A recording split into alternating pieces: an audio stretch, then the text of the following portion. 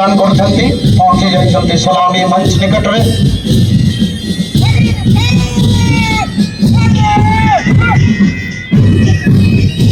जातीय पताका को सम्मान प्रदर्शन पूर्वक अभिवादन जड़े बढ़ुंट आग को armed reserve police Kalahandi home guard Kalahandi NCC जहाँ एकता एवं अनुशासन सिखाए Kalahandi university armed forces Mahamanikeshwari विश्वविद्यालय naval wing Mahamanikeshwari air wing Jayaprakash Narayan degree college naval wing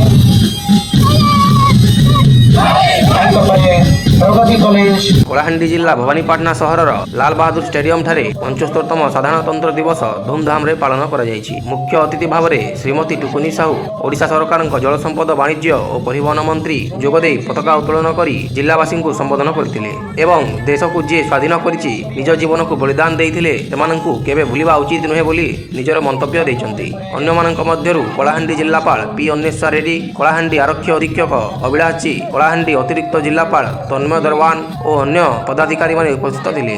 Kalahandi अनेक स्कूल कॉलेज आसीथिबा छात्र छात्री माने निजर पेरेड सहित मार्शल आर्ट प्रदर्शन करथिले। कलाहांडी हेमंत साहू को रिपोर्ट संगार लाइव।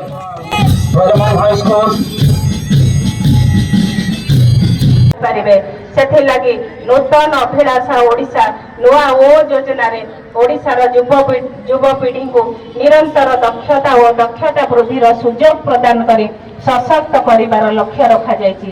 क्रीडार विकास क्षेत्र में ओडिशार भूमिका को समग्र विश्व में आज स्वीकार करुछि।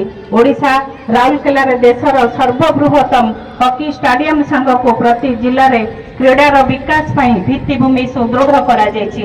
कलाहांडी जिलार सांस्कृतिक ऐतिह्य और पर्यटन दृष्टि देश तथा विदेश में स्वतंत्र स्थान ग्रहण करछि। कलाहांडीर घुमुरा लोकनृत्य और जिला महोत्सव घुमुरा देश विदेश रे ना करिछि।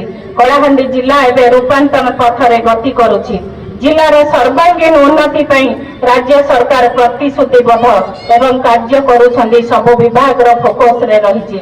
आमर रूपांतर कार्यक्रम रे मध्य सबुठारो गुरुत्वपूर्ण श्रेष्ठ है स्कूल रूपांतरण कार्यक्रम।